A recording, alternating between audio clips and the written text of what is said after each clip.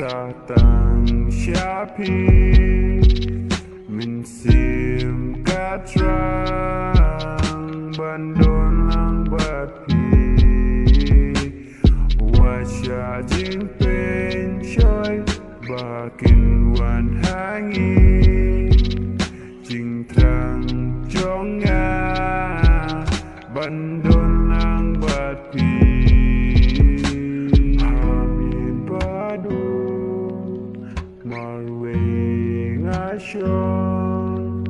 Ngape kiklur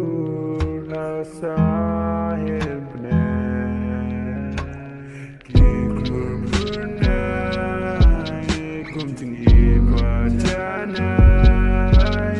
happy nganai wanom lekai tang happy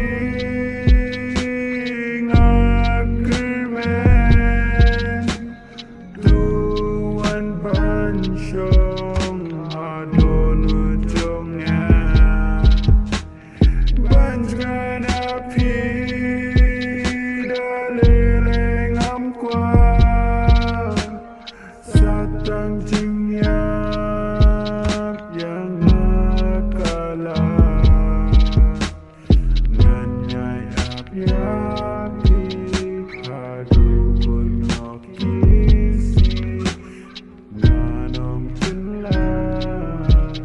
Cingkular jongi Hamid padun Marwe ngasyong Ngapit kiklur Hasahibne Kikular Bangila clay What om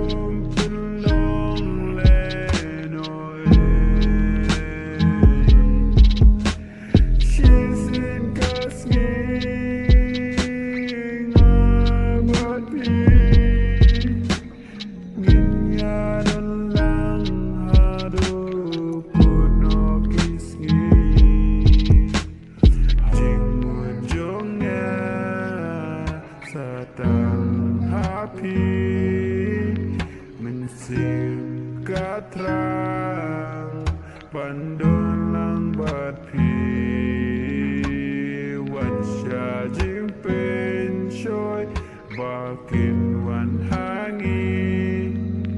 Jing trang jong nga Batpi ngandon Hamil badun